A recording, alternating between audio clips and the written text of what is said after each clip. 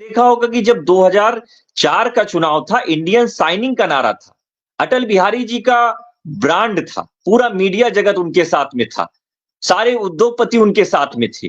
मोदी से बड़ा नाम अटल बिहारी वाजपेयी का था। लेकिन क्या हुआ? जब चुनाव बीते, सबसे ज्यादा सीटें कांग्रेस पार्टी के आए। उसके बाद जितना भी विपक्ष था, कांग्रेस पार्टी के साथ मिलकर के यूपीए 1 की सरकार बनाई। तो हम लोगों ने जो इंडिया अलायंस की जो परिकल्पना की थी, उस परिकल्पना के अकॉर्डिंग हम लोग काम कर रहे हैं, जिसमें समाजवादी पार्टी हमारा साथ दे रही है, उधर हमारा आरजेडी साथ दे रही है, लेफ्ट हमारे साथ है। तो जहां-जहां जो राज्यों में जो क्षत्रप पार्टियां हैं, जो लगातार मोदी सरकार के खिलाफ लड़ाई लड़ रही हैं, उनसे हमारा अलायंस है और उनको लेकर के ही हम जनता के सामने जा रहे हैं, चुनाव में जा रहे हैं। सचिन जी, ये बता दीजिए, आप लोग तैयारी कर रहे हैं यात्रा की, बिहार हो गया आपका और तमाम नॉर्थ ईस्ट के तमाम राज्य हो गए, उत्तर प्रदेश में आप आ रहे हैं, तो उत्तर प्रदेश में क्या है संकल्प आपका? तमाम लोग कह रहे हैं अगर दम है तो बनारस ही हरा दीजिए, फिर आगे बात कीजिए।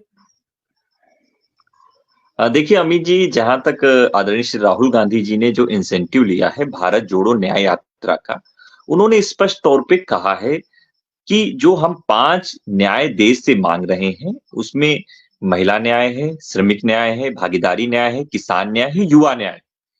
जिस तरह से ये 5 तबके हैं जो कहीं न कहीं मोदी सरकार की कुनीतियों के कारण अपने आप को छला महसूस कर रहे हैं, ठगा महसूस कर रहे हैं।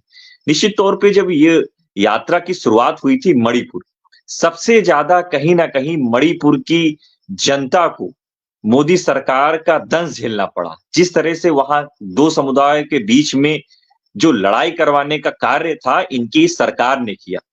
मणिपुर जल रहा था, प्रधानमंत्री जी विदेशों के दौरे कर रहे थे।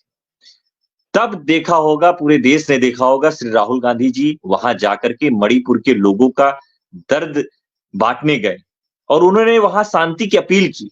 ये काम प्रधानमंत्री का था, लेकिन विपक्ष में अगर कोई इस सरकार के खिलाफ लड़ाई लड़ रहा है, वो है श्री राहुल गांधी जी।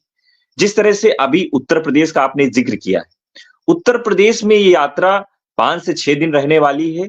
इसमें कहीं न कहीं जो उत्तर प्रदेश में जिस तरह से आप लगातार 69,000 भर्ती का मामला उठाते रहते हैं, जो बेरोजगार युवाओं का मामला उठाते रहते हैं, कई मुद्दे हैं। कहीं न कहीं राहुल गांधी जी जब यात्रा में आएँगे तो उन लोगों से भी मिलेंगे, अनुदेशकों से भी मिलेंगे।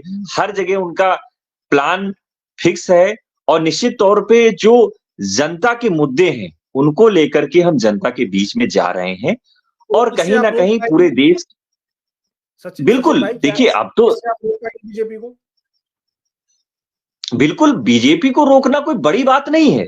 आपने देखा होगा कि जब 2004 का चुनाव था, इंडियन साइनिंग का नारा था। अटल बिहारी जी का ब्रांड था। पूरा मीडिया जगत उनके साथ में था। सारे उद्योगपति उनके साथ में थे। मोदी से बड़ा नाम अटल बिहारी वाजपेयी का था। लेकिन क्या हुआ? जब चुनाव बीते, सबसे ज्यादा सीटें कांग्रेस पार्टी के आए। उसके बाद जितना भी विपक्ष था, कांग्रेस पार्टी के साथ मिलकर के यूपीए 1 की सरकार बनाई। तो हम लोगों ने जो इंडिया अलायंस की जो परिकल्पना की थी, उस परिकल्पना के अकॉर्डिंग हम लोग काम कर रहे हैं, जिसमें समाजवादी पार्टी हमारा साथ दे रही है, उधर हमारा आरजेडी साथ दे रही है, लेफ्ट हमारे साथ है। तो जहां-जहां जो राज्यों में जो क्षत्रप पार्टियां हैं, जो लगातार मोदी सरकार के खिलाफ लड़ाई लड़ रही हैं, उनसे हमारा अलायंस है और उनको लेकर के ही हम जनता के सामने जा रहे हैं, चुनाव में जा रहे हैं। और निश्चित तौर पे कहीं न कहीं जनता परिवर्तन करती है। इस बार परिवर्तन के मोड में जनता है।